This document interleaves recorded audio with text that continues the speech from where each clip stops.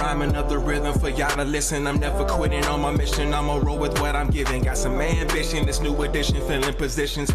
Looking at the void in myself and feeling what's missing. Better watch the way you going, better go in the right direction. In the moment you stressing, but you gon' be counting blessings. And I know that for certain. Keep on working, open curtains, haters swerving, cause they ain't ready for your final version.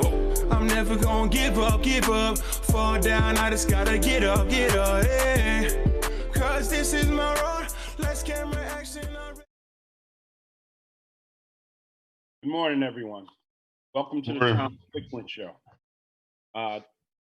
Unfortunately, Tom isn't, I'm sitting in his place this morning, representing the Tom Ficklin Show, and we thank Tom for that opportunity. Today we'll discuss psychological and mental impact in the fire service, and we refer it to the fire within. Today's guest, I would like to welcome Mike Brown. If you can introduce yourself. Hi, thanks for having me. My name is Mike Brown. I'm 35. I work for AMR, been there for about 6 years. I'm an Army vet. I served 2 tours, combat tours, Iraq, Afghanistan. Was in the service for about 9 years. And I also work in the community as well. I know a few of you from there. Thank you, Mike. Thank you for your service. Also, we'd like to welcome Miss Joanne Wilcox from Clifford Beers. You can introduce yourself. Morning, Gary. I'm Joanne Wilcox. I am a community health organizer. I work under the Embrace New Haven Inc. award, and my neighborhoods that I serve are Beaver Hills, West Rock, and West Hills. Thank you for your service and Clifford Beers for what they're doing. Next, we have Ms. Teresa Hemp, Vice President, Communication Supervisor. Hopefully I'm saying everything right. And she's from Clifford Beers also. Hello, Teresa. Hello, how are you? Good morning, everyone. Great to see you. I am the Vice President of Community Support Services and Engagement. And for the most part, I oversee all of our community-based care coordination programs in the community and in our schools. Great to be here. Thank you for your service. And next we have Ms. Christine Montgomery, and she's the Vice President of Community Clinical Services, I believe, if that's correct. Welcome. That is. Thank you, Gary. Hello, Christine Montgomery. Yes, I'm a social worker by training, and I've been at Clifford Beers for just over half my life, 26 years of service in our community, and I'm glad to be here today. Thank you. Thank you, and thank you. So this morning, we're going to talk a little bit about mental health support services for first responders. Unfortunately, we had an incident not too long ago where we lost, here in New Haven, a life was lost and a couple other individuals were hurt.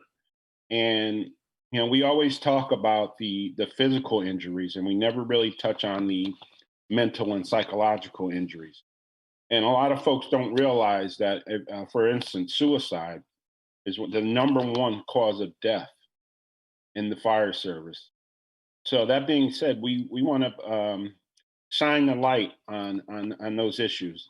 And, you know, unfortunately, a lot of times when people die in a line of service from a physical injury, we want folks to, from my perspective, I think folks who die from a psychological or a mental issues should receive the same benefits, I should say. So that being said, we just want to talk about it and let you know what Clifford Beers has to offer as far as services. And we have the professionals here today to speak to that. Again, I thank you. I thank everyone. And I thank Tom Ficklin for giving us the opportunity to be here. My first question is going to go to Mike. Mike, I just want you to talk about experiences and address the toll it takes on not only first responders, but a little bit about what occurred with you in the military and throughout your career. Sure. And again, really quick, thank you for having this. This is a really important conversation, I think, that needs to continue to be had all across a number of professions in life. So I worked for AMR. I've been there for about 6 years, like I was saying, and I'm a dispatcher and a call taker. And some of the things that I've learned from the job as far as how to deal with stress, they do a really good job of having seminars or classes set aside to directly address mental health issues, kind of like what we're doing today. And something that I learned from one of these classes that I attended was that on the ground first responders go to any number of calls every day. The call takers and the dispatcher go to all of those calls. And so it's a different type of stress and it's a different type of anxiety. And sometimes you can feel helpless. And so it's really important that we continue to have these kinds of conversations and have these avenues for people to be able to have a positive way to let some of their stress out. Speaking to the military, my experience there on my way out, I dealt with a lot of crazy, stressful situations. And as I began the transition process out of the military and back into civilian life the first time around, I'm hearing the conversations happening like, we need to talk about the stuff that you guys experience. You guys need to talk about that. We want to be able to provide services for you. There's avenues. We talk about attitudes about going to therapy not being necessarily very masculine. And like, as I'm growing up and becoming into my manhood, I'm seeing that sort of opinion shift happening. And through the military, I was actually suggested to go to therapy to deal with some of the anxiety and things that came out of having deployed twice. And I'm very thankful for that. It was very important, and the military takes it very seriously. And I'm glad to see more professions that deal with a lot of the same similar trauma and deal with that very seriously as well. So I just want to, I'm going to bring up another question to why do you think African American men or in the African American community are more reluctant to ask for help, out for support? That's a really good question. I can speak to my own experiences growing up. I can't say that anyone ever said to me or I ever felt from anyone specifically in my life that I couldn't. It just seemed more like a cultural norm that was like a white person's issue. There's different types of things that in the Black community are attributed to race specifically for one reason or another. So that was one of the things. And it's not something that I ever really thought when I needed to go to therapy, I felt was an incorrect thing to do. But at the same token, didn't take it seriously. And so though I didn't necessarily view it as a race issue, a white issue that I couldn't be bothered with, I didn't take it seriously because since that attitude was prevalent, there was no other discussion about how to process your emotions and process the stuff that you deal with that make you act the way you act.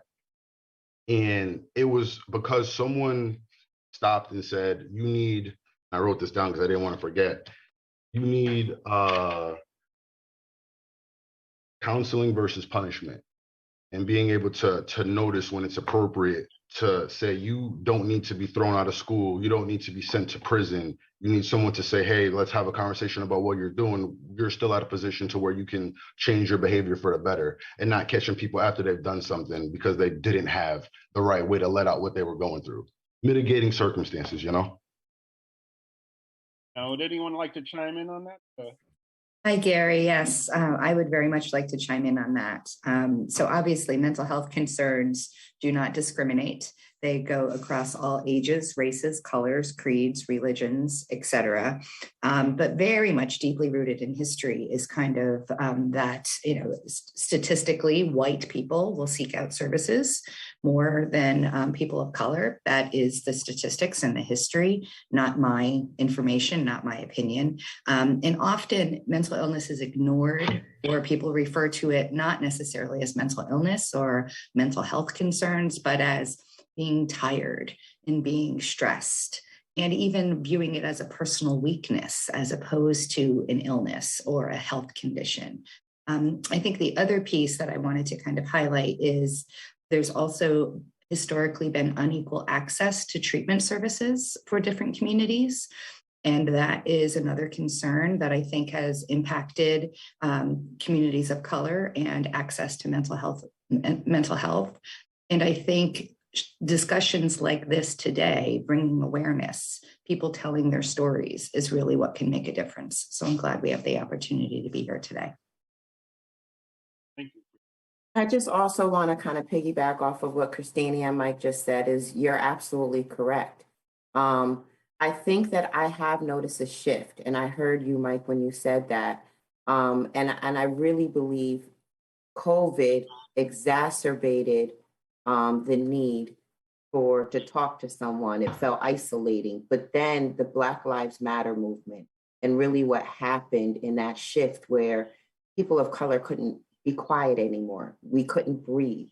We needed to talk to somebody about our experiences, what we felt throughout, for the most part, our lifetimes. And so, do I see a shift in folks who are asking for help, looking for help, wanting mental health services, and normalizing the conversation around mental health, around being able to say, I talk to my therapist, and it's almost like a badge of honor in some ways now that I have somebody I can talk to, right? And I'm noticing more of those conversations amongst my peers. And I'm proud of that, you know? So I just want to kind of shed light because at one time it was, you pray to God, you go to church, we talk to our pastors, you keep it in the family, very much cultural for real reasons that happen historically to people of color. When we did talk to someone, the fear of calling DCF, and a multitude of things. And so I definitely have seen a shift over this last year in being able to really normalize the conversations around mental health and mental illness. So I just have another question too. What so when you speak to folks in the community, the African American, what when they as far as being reluctant out to access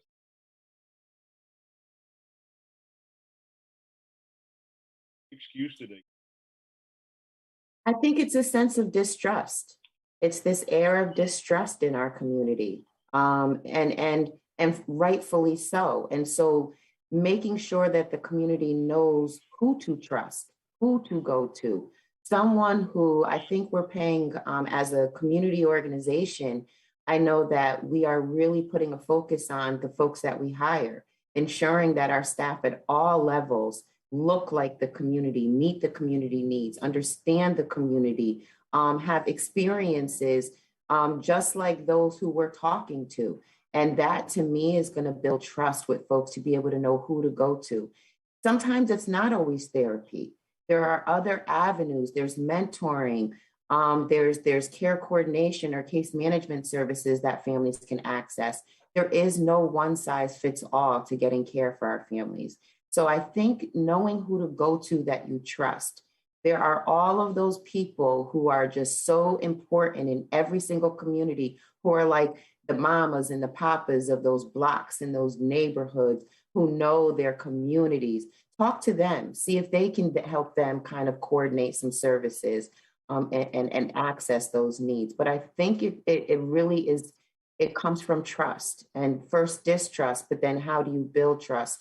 When you need help. It's normalizing the conversation. It's the canvassing that we're doing in the community where we're knocking on doors for no other reason but to make sure families are okay, especially when there are crisis situations.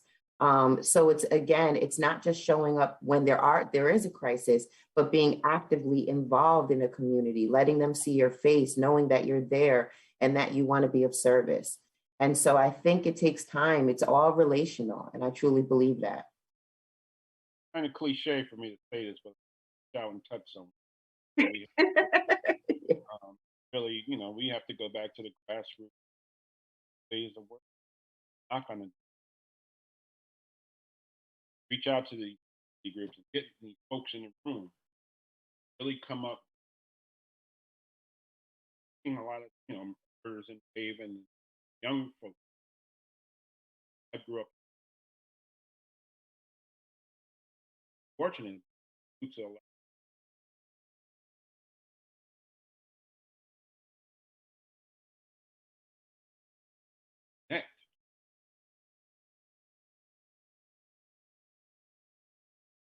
Can I speak to that a minute, Gary? Yeah. I love that you said reach out and touch someone. I'm of a certain age, so that right.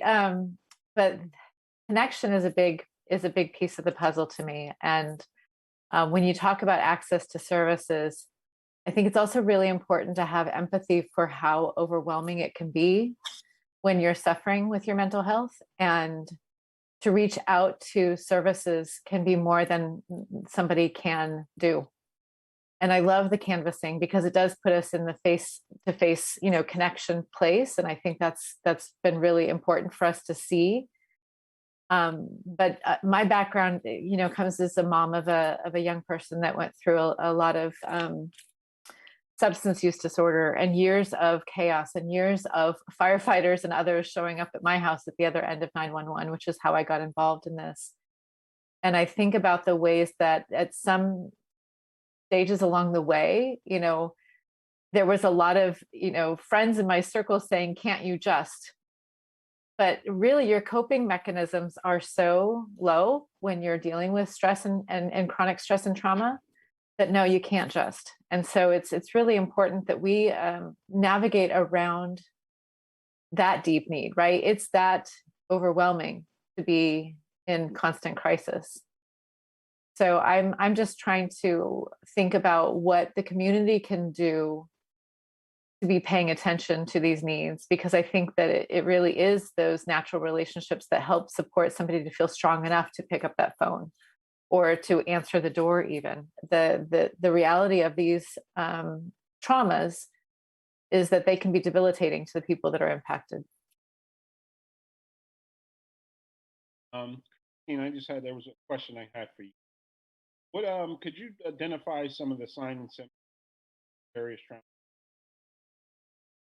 Sure. So just to kind of just make sure we're all on the same page.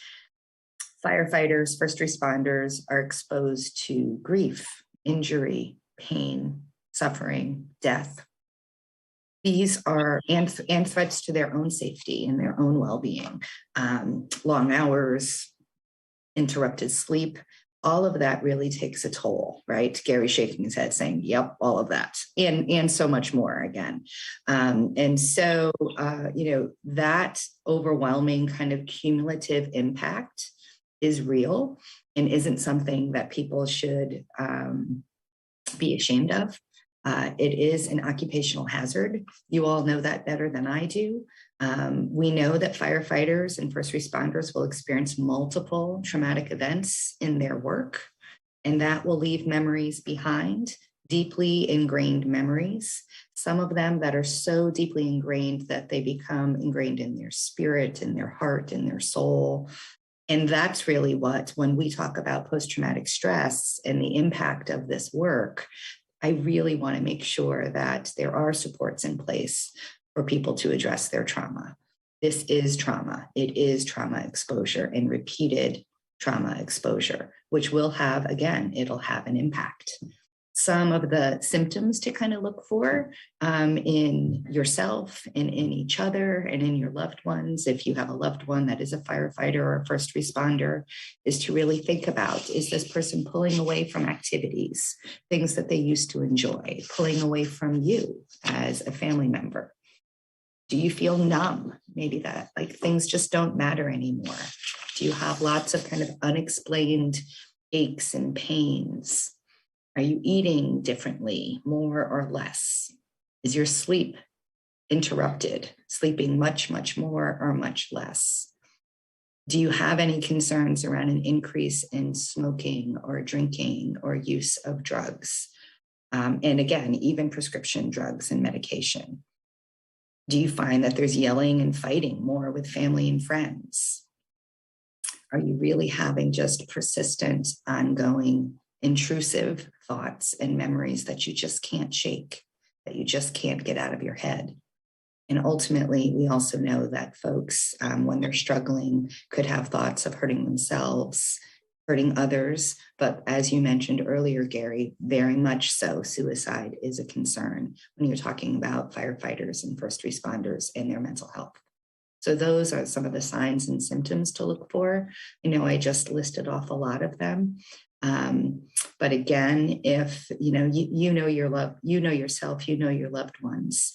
If you're struggling, if you're having intrusive thoughts and too many dark memories, then I really do hope that people can reach out for help.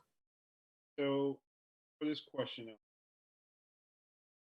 as administrators, lawyers, when you see you have an employee that's late, quiet, or showing those,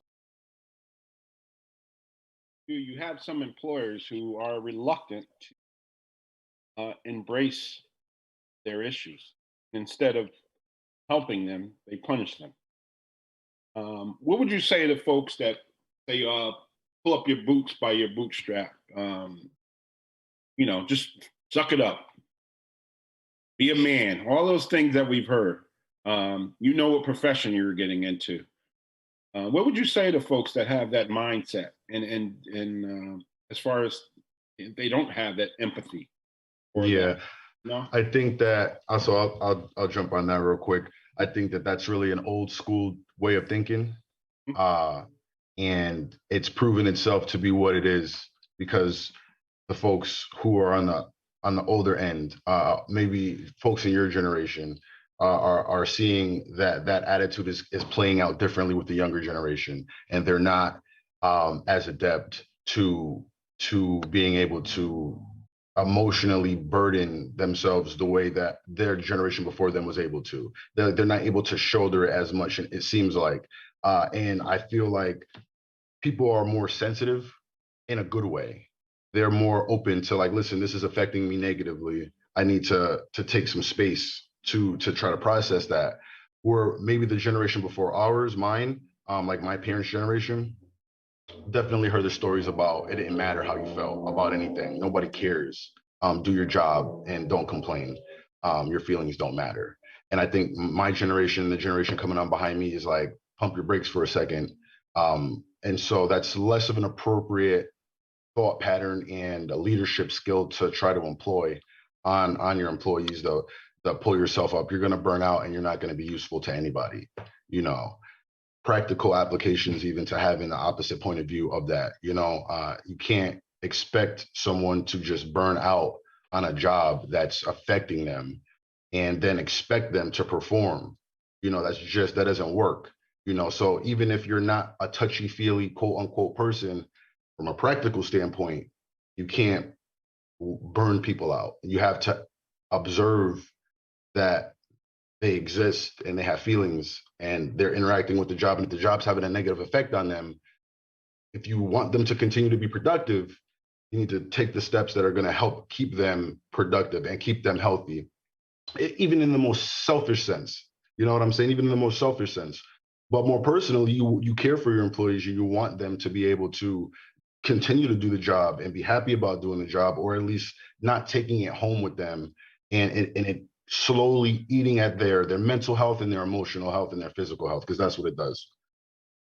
What's happening also is that what we're seeing is over the country, folks are younger and younger. You got a lot of folks in their 20s, especially firefighters in their early 20s, committing suicide, and they have reached out for help, but some of these employers haven't been very helpful. They tell them to go to a certain resource and that's it.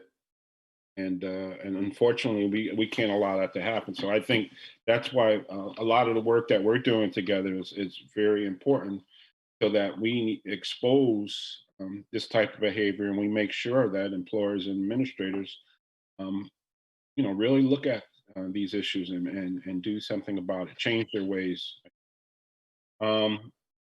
Another question I had was, how has Clifford Beers responded to the fire department? I mean, tell us a little bit about, you go on the calls, you arrive after some certain emergencies. What are you, tell us some of your stories. What do you hear? What are you experiencing? Well, with the fire department, originally it was, I saw what happened with the loss of a firefighter. I knew that there was a firefighter who did commit suicide right before that. And so I felt the sadness with the fire department. I'm friends with a lot of firefighters on Facebook.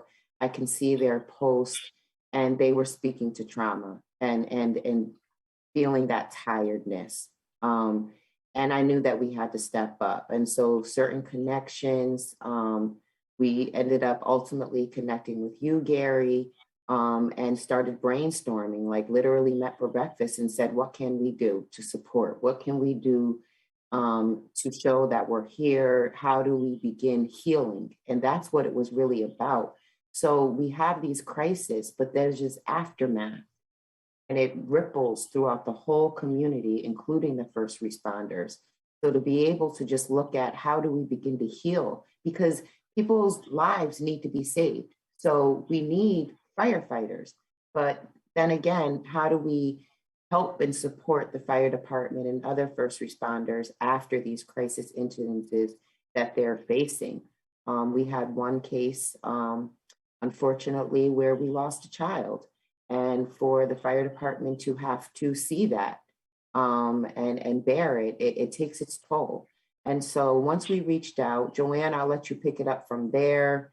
We began to meet with them, and I'll stop right there. Yeah, I've got some wise instructors behind me. So I started studying restorative practices several years ago under a local Joe Brummer. And I also had somebody recently come to me and say, I can't keep waiting for systems to know where it hurts. And I think, Gary, what you talk about is that human resources aren't always humane resources, right? So I try to think about how to bring the humanity back to one another. And restorative practices is the thing that I've drawn on for a lot of years now to help me feel like a part of a community again, and to see that I have an interconnectedness to the people around me, but also it helps me to connect back to myself so that I can better articulate where it hurts, so I know what to ask for. It's not always easy to know that when you're in a lot of, mental strain. So for me, it's been a lot of, self-work and practice. My family is forever changed because of it. So I think about how to grow this kind of work in communities so that people are more expressing their own power and agency to care for one another and themselves, because they have a better way of opening up to one another, expressing, thinking through what possible things they can do, what they need from each other. It's more of it's a circle process that brings the work to the impacted stakeholders themselves. So I do like to pair with clinicians. I do like to pair with people that are, better suited than I am. I've told the guys flat out that I'm still learning this myself, but it's learning that I want to do in community. Now, can you just talk a little bit too about, Joanne, about the healing circle? So healing circles are a process where you take a talking piece. It's very hippy dippy. I joke about being a hippie in training. My kids laugh at me with my little hippiness, but you do take turns and you go around a circle and you open up to each other in first gentle ways. And I think we're still at the beginning stages of our processes with the firefighters. So we've done 3 circles so far. But basically, it just starts a process of opening up to one another and seeing each other's humanity. That we armor up for one another is a response to feeling threatened, right? If you're under stress, you feel threatened, you put your armor on. So this is a process to de-armor and to come together and see where we can nurture one another in our growth and change the conditions with and for one another in order to find a healing path that makes more sense than the one we're on. My family's path felt very much like it should have been a well-worn path. Like, what does it look like to go through this? The substance use disorder is not new. But to be honest, we're socialized away from one another, and it's isolating and shameful. And it's not a place where I could see clearly how to find my own healing. But healing circles have been helpful for me to realize that I have I have the capacity, and I also have strength in others, and that shared affect and coming together helps me to feel strong enough for another day ahead. Thank you. Back to Steve. I had a question about you can identify some of the services, support services. Absolutely. And so I just want to go back to the circles really quick. because I want to just dive a little bit deeper into the work that we've done specifically with the firefighters. We've met, as Joanne said, 3 times in different locations. And again, like Joanne said, being able to provide that space to be able to come with your true, authentic, humane self, to be able to share experiences, let down that masculinity and come from a place of we're in this work and it's really, really, really difficult, right?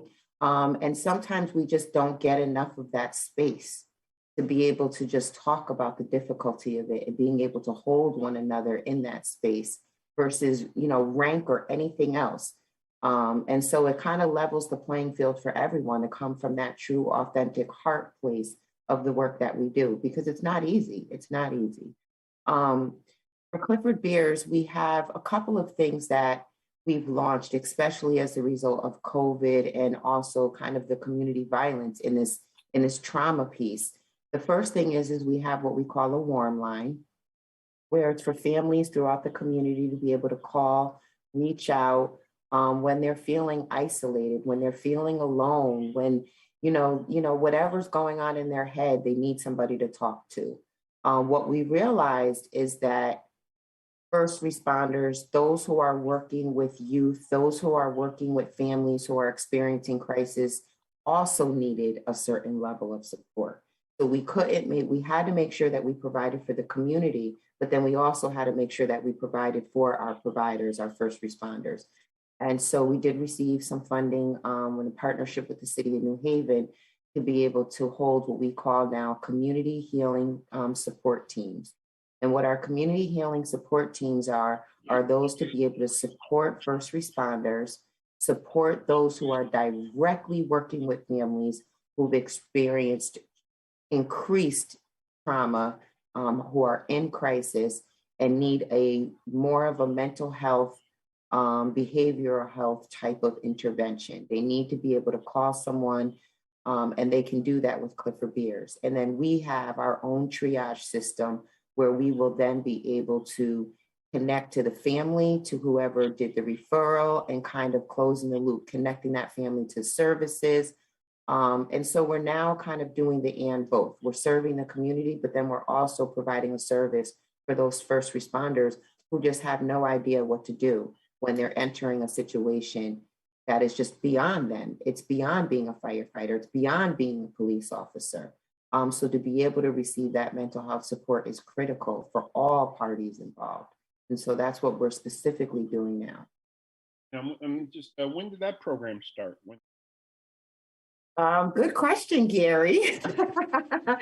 Well, so we've been doing it. The truth of the matter is we've been doing. I got to tell you that, the community is near and dear to my heart. I have friends and people that are out in the community. So I got to tell you a quick story where I attended a vigil, not this past summer, but the summer before.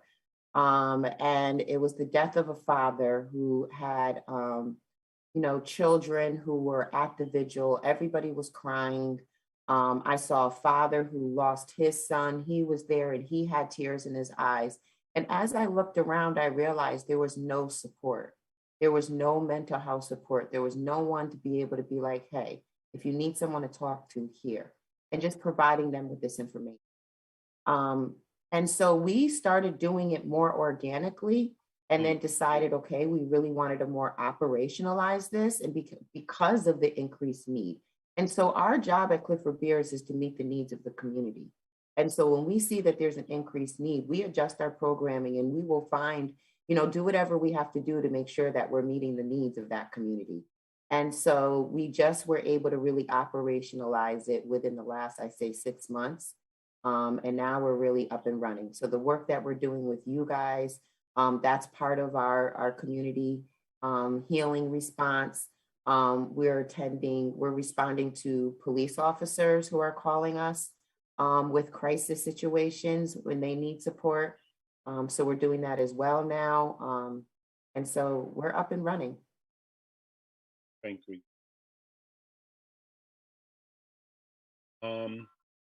Another one of the questions I had too. I mean, we've had what three meetings so far, and correct me if I'm wrong. I haven't seen one female firefighter. Why do you think that's? It's I'm dumbfounded pertaining to why they haven't showed up. And I know the issues are there. You know, I've spoken to them. I was on a call yesterday with a circle keeper, she's a clinician, a hippie, more advanced than I, but she and I were talking about that very need, and sometimes being in a space all your own is important. So when we were speaking, it was about being even just meditating quietly with people of color. She was in a conversation or in an opportunity where that was the request to go to this other place where people of color were there, and she was talking about how she felt resistance to it at first, but getting there, she felt, even with no words, more seen, more understood. And so maybe for women, it's about building a separate avenue and having a conversation that feels more in line with their particular needs. Because I know the firefighters that we've been working with have really been drawing that up as a concern, a specific concern. So I think it's about building on our connection to those firefighters and making sure that they have a space they can call their own and create and shape for themselves. Yeah, because one of my concerns also is that, you know, again, the majority of these firefighters are young. They're new firefighters. They're young, and you know, they experienced, you know, right away. I mean, the first 3 years of career, they've had, you know, they experienced death, and these again is the brothers and sisters that they, you know, are with pretty much every day, work with, eat with, and to be to speak specifically to females, you know, not only you're working in a male-dominated profession, so you're dealing with so many other things other than, you know, the EMS calls, or you're dealing with the some of the views of some of the men. Um, so that being said, I mean, I know there's a lot there. Then they got home, you know, then they after work they have to go home and do what they have to do for their families. And so I'm just trying to find a way to get, you know, bring them in and let them know that this is a great resource. If I could jump in as well. And so I want to, we've talked about also how do we build the capacity for firefighters to do this themselves within their own circles. And so I talked about trust. And so here we are, an organization coming in versus being able to build the capacity of some firefighters within the department to be able to hold your own circles. Because you guys trust each other. If it wasn't for you, Gary, reaching out to the firefighters and the people that you knew, they may not have come because they don't know us, because everything is relational. And so to be able to also build the capacity, if we can identify one or two female firefighters who are like, I want to learn how to do a circle, so I can do a circle amongst my peers. I think that's also a piece that we should be able to incorporate into our work with the fire department. Yeah, I think that. Gary, we also knew that this was not going to be a one and done, right? When we met with you for breakfast back in June, we talked about like simply a referral to the employee assistance programs or having one session wasn't enough. We knew that, as Tia said, as Joanna said, as Micah said, it's all about relationships.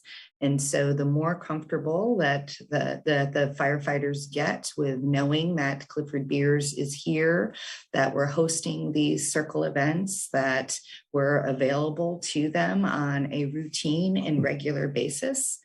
If you build it, they will come, right? That's what they say. And that's what we imagine will happen. And I love the idea of growing from within, also growing the capacity of the firefighters to host and hold their circles together. Absolutely. So is there a contact number or a website, or what would you recommend they do if they're listening to the program? What can they? They can definitely reach out to myself. I'm going to throw my email out there. It's Kemp, K-E-M as in Mary, P as in Peter, at cliffordbeers.org. That's Kemp, K-E-M as in Mary, P as in Peter, at cliffordbeers.org. And Gary has direct contact to me. So if you want to get in touch with Gary, he knows how to get in touch with us. And let's have a conversation. Let's definitely have a conversation. This is about building the community and building the community to be able to support one another. And again, it's about the healing. So happy to work that out. So Mike, you being, working with AMR, and AMR, their first response, they respond to the majority of our medical. What resources or what would you recommend having that outlet folks to go to? As far as resources, I know they do, I would even say probably quarterly. They call them CDEs. It's a class you have to attend. So, there'll be dates posted, and the departments that work on that do a pretty good job of keeping them scheduled. They seem a little bit more regular now. It's like all your online training, except for this is like an in class with everybody, and we speak about things, and it's more than a check the block activity that needs to happen, because stuff can come up. And then from there, people can reach out to other people on the side. As far as resources, I would say the circle that you guys started with the firefighters, I think that is like fantastic. And I think I did hear that, someone from the company did attend one meeting. And I think that, that is really fantastic. I'm glad that word got to them, because I didn't speak to anyone directly about it. And so that they had heard about it means that organically, outside of my, saying anything, they heard about it. And so resources like that, I think it's difficult. It can be difficult in our realm, because there's not a lot of folks that are still going to want to do the resource, because, and as I was thinking about this, everything's kind of in a silo.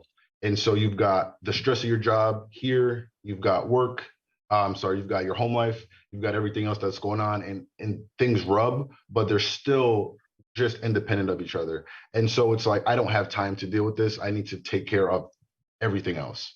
And it's very difficult to get a lot of people in the room together on our end. I feel like sometimes you have to get people after work, outside of work.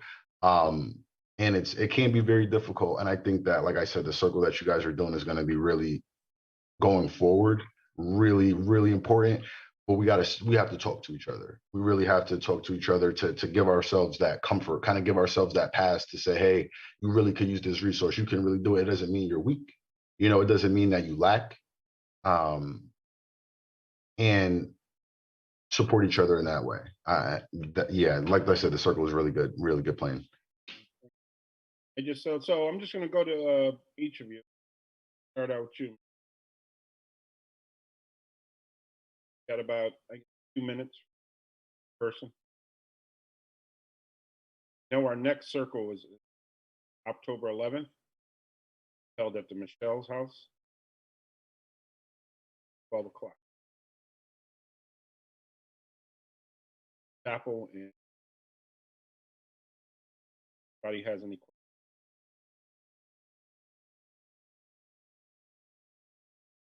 So we'll start with you, T. Me? Okay. So I just want to say that, as far as normalizing the need for mental health services, being able to address trauma, if you're poor, and that's traumatizing within itself. So let's definitely reduce that stigma within our community and begin to talk to folks, find folks that we can reach out to get the help that we need. So I'll just leave that there, but I'm a firm supporter of it. And I just really want to lessen that stigma around mental health.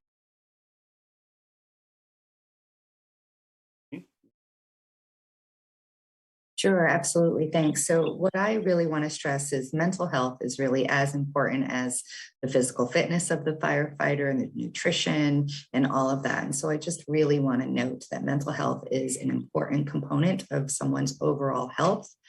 It's vitally important that people show empathy to each other. I know sometimes the dark humor that can happen with one another. And really, I want to encourage people to avoid stereotyping or criticizing or kind of teasing or the dark humor around crew members who might be struggling. That is something, again, the dark humor is pretty common as a default, as a way to kind of cope. And so I would definitely like people to explore supporting one another and really encouraging those that are struggling to seek services, to check in with each other and to really just show empathy to each other. Thank you.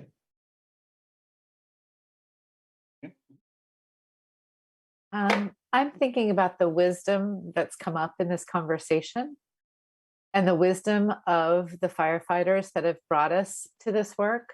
They're all of a certain age.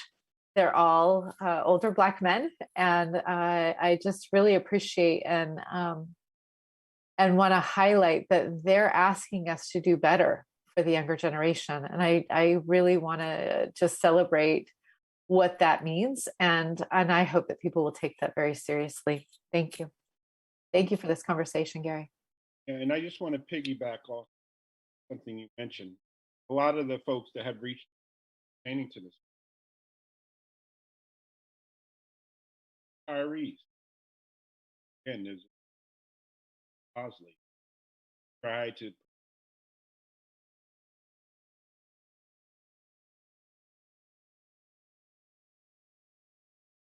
after this happened.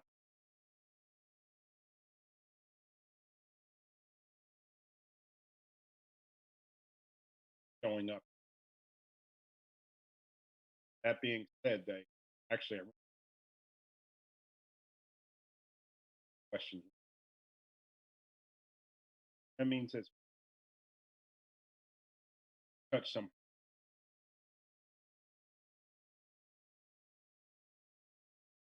Mike, you being from the military and your back.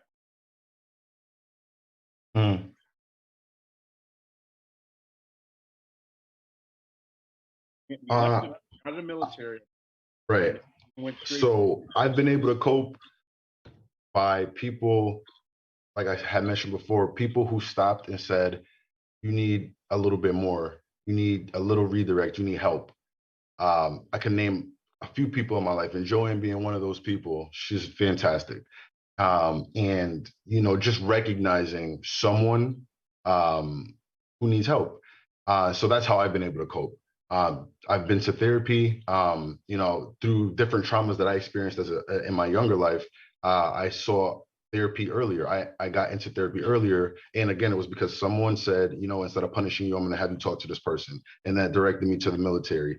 And I had all the experiences I had when I was in the military. And, you know, in between my deployments, the military said, hey, they gave a survey, you know, again, some mental health counseling happens. A lot of different counselings happen as you transition and do different things. And they're like, hey, based on some of these, and I took it seriously, based on some of these answers, we think you should talk to someone. And so I took that seriously and I talked to someone and we had a serious conversation. And I learned a lot about what I was experiencing, anxiety. And we worked on things that helped me manage my anxiety. And I've grown from that. And so now at each iteration, I encounter something that I never encountered before, as far as something that affects me emotionally, that's linked to experiences that I've had. I have the tools now to be able to deal with them. And again, I think this is a fantastic thing that we're doing here, that's being done. It's really important, it's vitally important. As I look across what's happening in our city, we'll just say our city specifically, in EMS, first responders, fire, police, down to the guy on the street who's ODing, mental health is affecting all of us. And we need to address it seriously, or we're not going to have a good time as we go along here. So again, this is a bunch of steps that we're taking here to address that. So we have about maybe 10 more minutes. And if we have anything that we want to talk about specifically, let's have time. I wanted to kind of expound on, if I could, unless anybody has something. Um, as far as what I was going back to before, as far as being on the dispatch side of things and being on the phone and the radio, and to talk to those folks, because we are also counted as first responders. It's funny, in our community, in the community of first responders, it's still kind of a joke, like, oh, dispatch doesn't, they get called first responders, but they're really not. And that's really not true. And it's a funny joke and it's cool, everybody's joking around, but you know, it's for the for the dispatcher, they might not feel that they are entitled to getting services because they're just a dispatcher, or they might not feel entitled to get services because they're just a call taker. So their experiences are just as traumatic. And if I can share an anecdote really quickly about a woman, I took a 911 call some time ago, and this woman had found her spouse dead unexpectedly. And so we are visiting this woman on the worst day of her life for a few minutes. And I wanted to we shared trauma, her and I, for a few minutes of her life. And then the call ends because the firefighters come, and the firefighters will have their shared trauma with her, and the EMTs will come, and the police will come, and they'll all share in that woman's trauma for a period of time. And then there's never any closure. That's another important thing that you know doesn't necessarily get talked about at the front. It's the lack of closure for a lot of folks on these calls. How did that, you know, whatever happened with that lady, you know, did because all it was just crying, you know, and I'm listening to her, and I'm just, there's no protocol for what I'm supposed to say to her. Do you want to try any resuscitation? No. And she's lost the love of her life. I've got to experience that. Whereas the average person who doesn't have this job experiences that one time. The rest of us who work in this field might experience it 4 or 5 times a day, you know, and that takes a toll. It really does take a toll, and it's hard to say that in a tweet or in a social media post. You know what I'm saying? Or because you do that because that's your outlet, but people don't even take that seriously. So now you just feel like, you know, so we really got to keep digging our heels in, and encouraging people to take their experiences seriously, the trauma that they get, and recognizing that as such, and then allowing them to be able to have the tools to process whatever that is, because we're all getting affected by each other's experiences with traumas that we never see each other experience one way or another.